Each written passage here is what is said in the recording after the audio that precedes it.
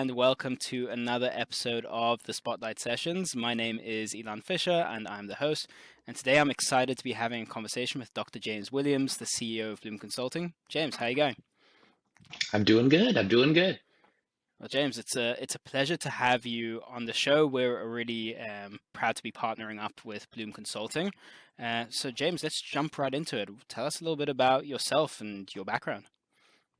Sure. So I started out as a public school special education teacher, and it's really where I discovered my passion for transition. So helping adults with disabilities, not just get through school, but get into their lives. Get into college, go get their first job, get their second job. Come out of college with a job.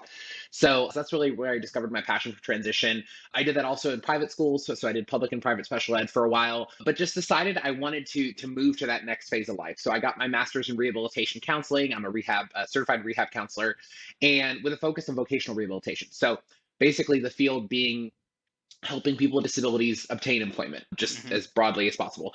And so I started doing that work, gosh, probably 15 years ago Wow. in Houston, Texas, which is where I'm from originally, with another provider, and really loved that work, but also thought that we could do more in terms of um, how do I say this? In terms of more of like lifespan work. So, for example, that particular agency helped a lot of younger people get their first job, but they didn't do a lot of services before then, and they didn't do a lot of services after that point. So, it's kind of led me to where I am today. I worked for a company for a while doing independent living services, but found my way back into the employment and voc rehab field pretty quickly because that's just where my passion and my love is. And so I've been with Bloom Consulting now for about 5 years. While I was here, got my doctorate in educational leadership, but my dissertation and my focus is on autism and employment. So I specifically looked at individuals with autism 26 years and older, what their parents did to get them employment. And I looked at a couple of different factors. The most positive one, or the biggest notable one, is attitudes and expectations. Hmm. Just parents having positive expectations about their children's ability to succeed. I say children, adult children's ability to succeed. Just that alone had a what we call a positive correlation quantitatively with that outcome, with a positive outcome. So really exciting stuff that we saw, and something that I've known for a long time, but just to be able to prove it with data was obviously really big. So anyways, that's a little bit of my educational journey. Like I said, I've been at Bloom now for about 5 years. I started off actually kind of Amber's role. We didn't have a national marketing director, but I had a similar role to her. Was the chief operating officer for a while, and then the last year, our founder and CEO has basically gotten so busy with evaluations in his work that he stepped out to focus more on that, Hmm. and I've kind of taken the helm of the company to move us forward. So that's a little bit about me. I also have a interesting personal story. So in addition to being a professional in this field, being a former teacher, I also am a person with a disability. So I was diagnosed what would be considered high functioning autism when I was 12. And so when I was 12, and so I always have that personal perspective too. And I run our company and work with our staff and provide our services with that mentality. I provide them as if they were services being given to me. Unfortunately, there wasn't a Bloom Consulting when I was younger, so I couldn't benefit from it, but the students now and the adults we work with can. So yeah, it's a little bit about me. Wow. Thank you, James. I massively appreciate all that context, and your background really definitely intersects to where you are now. I'd love to know a little bit more. Read on your bio that you worked also with Fortune 500 companies. What was the experience of employment like over there? And what are some Sure. of the companies and roles that you worked in that time as well? Sure. So we've done a lot of different work, some of which I can talk about, some of which I can't just because of Yeah. NDAs and stuff, but I can give you some generals even there. So I've done a lot of different work with companies that are trying to expand their hiring of people with disabilities. So I've done a lot of consulting, we have as a company, and then me personally, with companies that are trying to expand their hiring efforts and basically looking for somebody to come in and just give them some feedback, ideas, pointers, direction about how they can do that. And so I've done that for a couple of different large companies. We've also been brought in to help companies when they have a person, an employee with a disability that's identified as having a disability, who is a good employee in terms of their skill set, but who is having problems maybe working on a team, Yeah. or having problems with kind of fitting into the culture of the company. The employee could, in this particular program I'm talking about, the employee could ask for assistance, and then we would be brought in to help basically kind of serve as not a mediator, that's not just kind of a bridge between, the employee and their supervisor to kind of help the relationship, be better. A lot of it is, I describe it as coaching, honestly. So we've done that work as well with some large companies, and really enjoyed that. The other piece that we've done is because we're an agency that actually helps hire, well, we do, but not what I'm talking about in this context. An agency that helps place people with disabilities in jobs. We've actually worked directly with employers too, to place some of our own clients in their stores, in their offices, in their headquarters and things like that. So we've had some work doing that. In addition, the other kind of half of my passion is the connection between college and work, and making sure that people coming out of college, not just people with disabilities, but just people in general coming out of college, are actually getting jobs with their degrees, and actually, it's leading to employment, which, a lot of people say, well, obviously that's the goal. Yes, it is the goal, but if you look at statistics nationally, people with and without disabilities, a lot of people, that doesn't happen, unfortunately. So that's a big passion of mine as well. So I've also worked with some colleges that are trying to improve that statistic. They're trying to improve the successful employment outcomes of their graduating students with disabilities. And so I've done a little bit of both. But yeah, that's most of where that work has resided. And yeah, that's a little bit about that. Amazing. And I'd love also to know, you mentioned this a little bit, like it's not mediation, but it's more coaching. What does the quote unquote coaching style look like, and how do you tailor that to your clients? And what's your methodology like? Sure. So for us, and honestly, it depends on each client. So I've worked with some clients, and so have my staff, where a lot of it is frankly just being very honest and very truthful about how they're being perceived by others, and and how they're perceiving others, and kind of trying to reframe and sharpen the perception on both sides. So that's sometimes is some of the goal. Other times we're working with employees that are doing the best they can, and they just don't have that awareness. They're not aware of that their behavior is being perceived negatively, or being perceived differently than they're intending it in the workplace. And so some of it, I would say, is almost a style of like social coaching, is a great way I would explain it, is, Hmm. just providing some social skills feedback and social coaching feedback on, like, hey, if you do that, you're telling us this is what you intended. Well, your boss, when you did that, this is how they told us they felt. And then it's like, oh. And so a lot of times it's that bringing that perspective together. And so I'd say it's a lot of social coaching. It's a lot of just being very honest and transparent.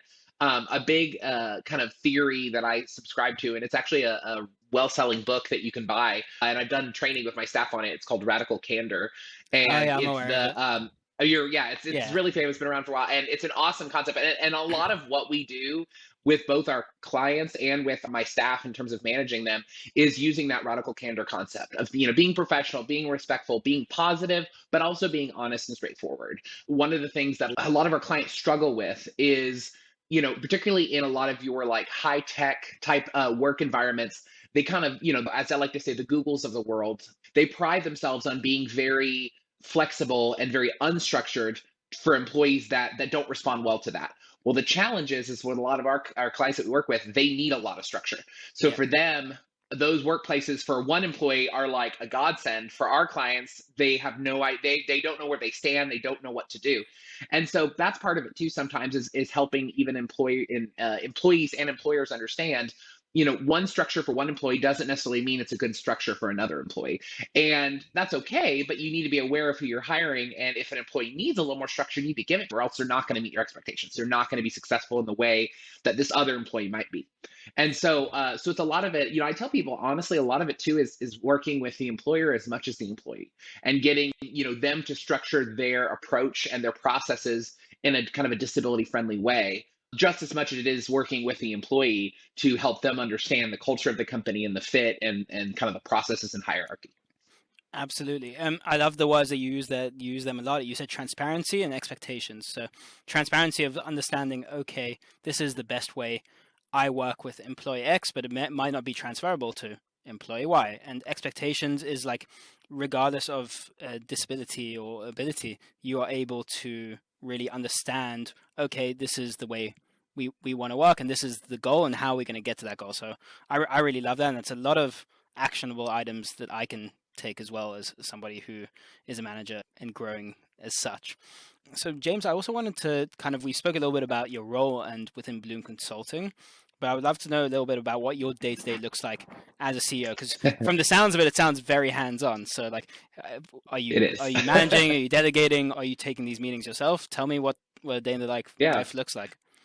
So it's changed a lot. So I'll tell you how it was, and I'll tell you how it is. So how it was a lot of hands-on in terms of me doing services. So when I started with the company, actually every person in our company, I still do direct services at times. Bruce does direct services constantly. Most of my staff do. In fact, I think I was joking with Amber. Amber's the only one that technically doesn't do direct services, but she's also sat in on a lot of them and done a lot of them so she can better understand them and explain them to others.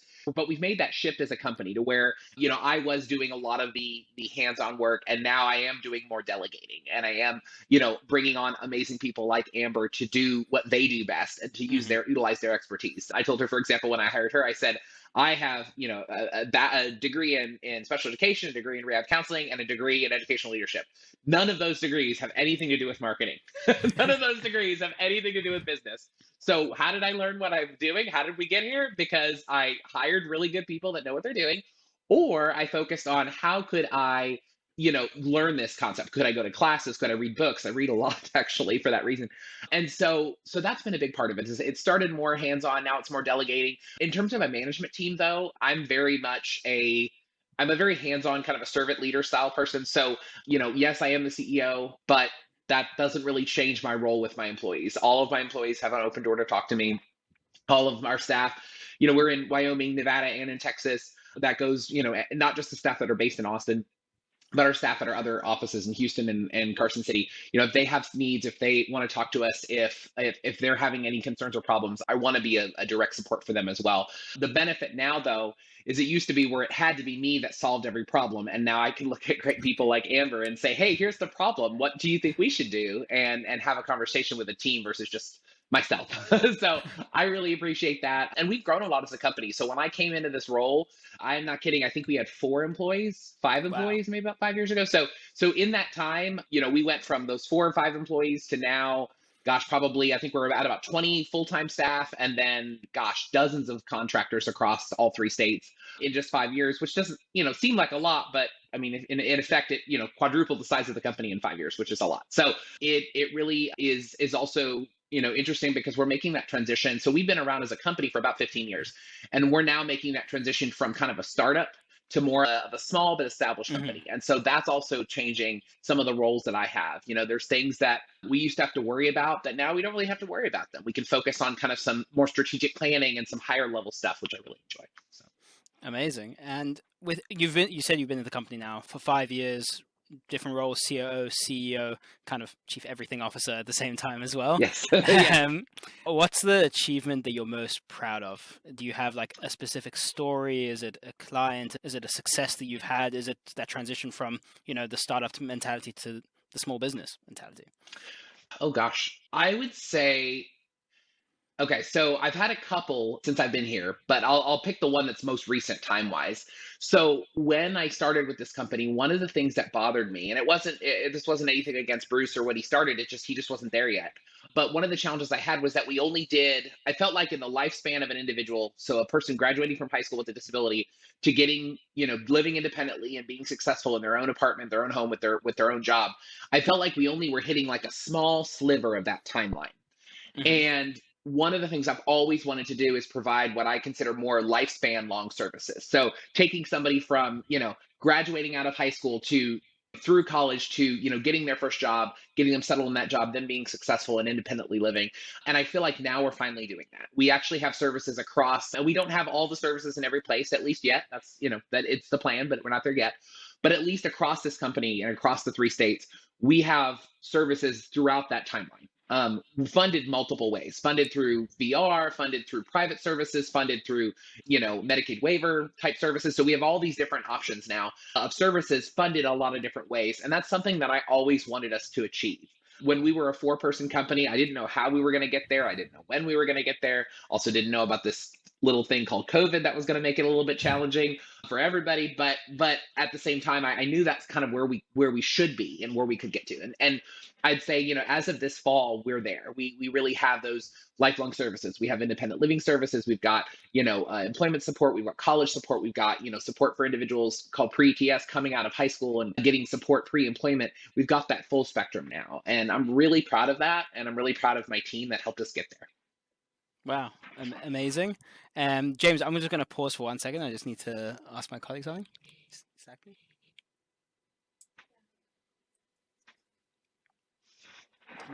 Can you like go through now and then? Yeah, awesome. Sorry. Yeah, I just didn't want didn't want us to block the frame for the rest of the questions. I'll just cut this part out. Ah, cool.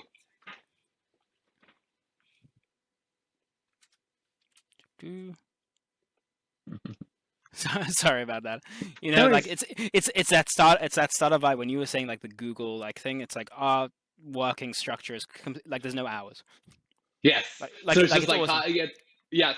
Well, and it's funny because I always tell people like if that's something that works for you, it really works for you. It's just like our it's hard because some of the clients we work with, they that lack of structure, they just get paralyzed. They don't know what to do, especially if they Yeah, came from a super structured environment. They don't know how to transition without some support, and they can, but they need some support. awesome. So wait, let's restart. No. So, so, James, really, the next question which I want to ask you, and this is like a very broad question that I ask to a lot of our guests, is what does accessibility mean to you? Because it touches everybody in a personal and professional level, and for you, it's both. So I'd love to kind of understand from you what your definition of accessibility is, and if that's even changed over time. Sure.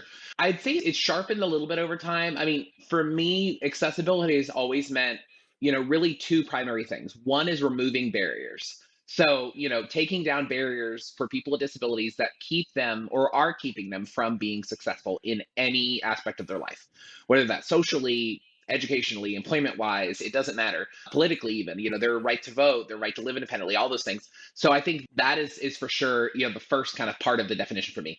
The second part of the definition for me, and this is professional, but it's also very personal, is an understanding of true like disability rights and what that means.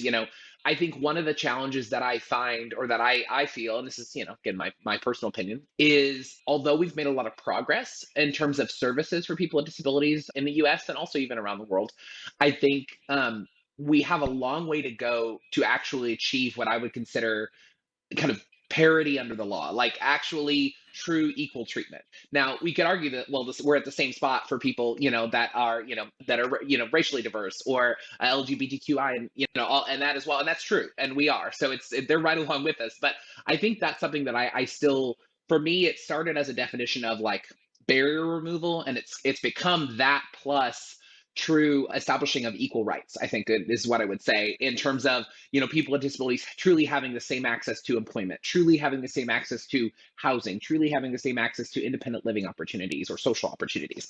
And again, we've made a lot of progress. COVID did set us back. I'm not going to lie, as it did many things in society, but it certainly did disability rights as well.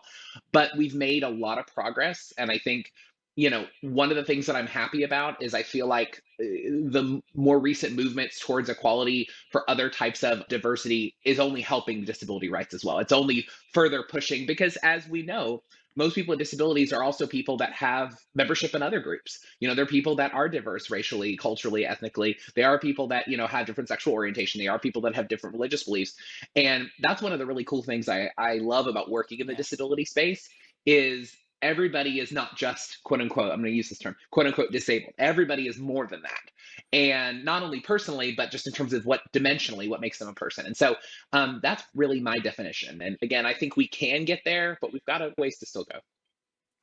I really like that answer, and I like that you said everybody has membership in other groups because it's really disability does not discriminate. It's one No, in not at five, all. one in four, and it's something that if you're not disabled now, you'll probably be disabled in the future. Correct. You know, because Yes. as you age, you're more likely to have a Mhm. disability. So it's something that affects absolutely everybody. If it doesn't affect you, it affects somebody you know, and that's also one of the reasons I really enjoy my work and my job because I get to speak to people from different facets of society every single day because disability really truly does not discriminate.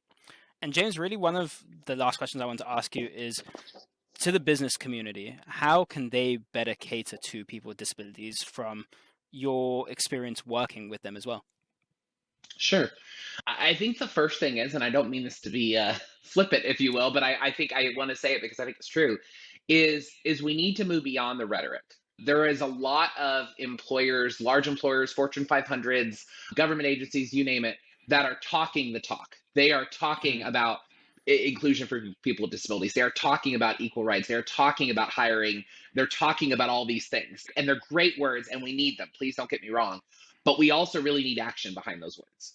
And I've talked to some companies, and again, I can't share for obvious for some NDA reasons, but I can say that I've talked to some large companies who they're saying the right things and they know what needs to be done, but are they really doing it? Are they really making the changes in their company? Are they investing the time and the money, not just the money, but the time and the money to actually make those changes to make their workplace more accessible? Debatable. Maybe not, but they're saying the right thing. So I think what I want to see next is really employees or employers making the changes that need to be made to actually achieve what they're saying they want to achieve. And I'll give some credit. There are some really large companies out there that are doing that. They are talking it and they're doing it. And I'll give a great shout out because they're one of the partners that we work with, Microsoft. Microsoft made a commitment almost a decade ago now to hire more people with disabilities, not just in Microsoft, but with their vendor companies that they work with around the world, with their software developers, with their food service, everything. And they've done just that. We're actually a partner in, and really excited to talk about this. This is a new service we're doing Yeah. that's literally launching in January in Reno, Nevada, at the Microsoft campus in Reno, where they're hiring people with disabilities and supported employment for one of the vendors on the Microsoft campus. And Love this is that. all because Microsoft has this commitment to not only talk about it, but to actually create jobs and do what they say they want to do. And I really applaud them for doing that, especially a company that size, because I know that's really difficult. And there's support for that in that organization from literally the CEO down. I mean, everybody's on board. And so there are companies doing that. And so what I really encourage, I guess, to answer this question as concisely as it can, is encourage other companies to look at companies like Microsoft doing that work. They actually have a whole website where if you're another company, you can go on there. All the resources are free, public facing, no cost. They develop them all to help inspire and give resources to these companies to take their words and put them into action. And I'd really encourage companies to do that. Set a goal of hiring so many percentage of your workforce of people with disabilities and then meet that goal and then raise the goal and then move beyond that and start doing those kind of things. Make a goal to be more disability inclusive in your hiring practices and then actually do that and take steps with your HR team to make it more accessible. I think that's what I want to see more of. I want to see, the talk's great. I don't want less talk. I just want more action. And there's some companies out there doing that. And so you don't need to do it alone. Look at those companies like Microsoft and learn from them. And then, reach out to them, learn from them, and then implement and see how it goes and start pushing that envelope. Because honestly, if we had more companies that did that, it really would change the world, not just in our space, but in just the disability space in general. Wow, I love that, and I'm gonna make sure that you should send me those articles. I'll put them in the Oh, yeah. kind of Oh, in I the in will. the It's awesome. Yeah. I'll put that in the bio because I think the best way to learn is just to ask people, say how can we do better, how can we take more action, and that is a great example of that. I always think about when people ask me how can I get more involved in accessibility, I say tell two more people, hey, what do you know Yep. about accessibility, and then start that Absolutely. conversation, and then from a conversation you never know what you're going to learn.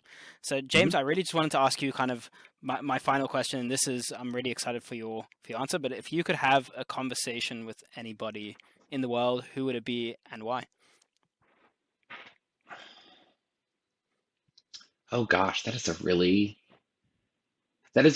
tough question because there's a lot of people I'd love to talk to. Yeah, Um, is this current or living or doesn't matter? it doesn't matter. Doesn't matter. Okay. So I'm a big history person and I'm a big believer in founding fathers and our country's values and things in the US. So I would actually probably say George Washington. I know that that's kind of probably not that uncommon of an answer. But the reason I would want to talk to him is I would want to ask him, what does he see in the future for our country? What does he think will be our downfall? What does he think will be our challenges? And the irony is I think if I got to ask that question, I'd probably hear a lot about the things we've been going through in the last couple of years. But I'm just guessing based on some of his writing and some of the things I have read that he wrote and said. So, but I really would love to hear that perspective because I think one of the things that I realized, I'm a middle-aged person. I'm not old. I'm not young. But I also have been so impressed as I've gotten older in my age at how smart people were years ago in predicting and giving insight into what was to come for us as a country, and even just like disability rights. Even some of our original pioneers in the field of disability, back with the passage of the ADA and things like that years ago, they were really smart people. They knew what was coming. They knew what needed to happen. They knew what was the barriers were going to be, and they weren't just right. They were spot on. And I feel like it's the same thing with with government and some of those challenges that we face. So I'd love to talk to him and just get his perspective and learn from him, and try to, I think, like a lot of people, try to do better today based on what we knew and what's already happened. Really learning from the past in an intelligent way. That's what I'd love to do. Wow, I love that, and it actually goes back to one of my favorite phrases. I always go back to the 6 words. It says, "Remember the past, shape the future." So it's like always looking back in Yes. Oh, I history. like that. Remember the past, shape the future. Okay. It's something that I like has carried me for a long time, and I always look back at it to like really decide what to do next. James, I wanted to say thank you so much for being on this episode of the Spotlight Absolutely. Sessions. Had a really great conversation with you, and I look forward to our next conversation and collaboration. Cheers. Awesome. Sounds good. Thank you.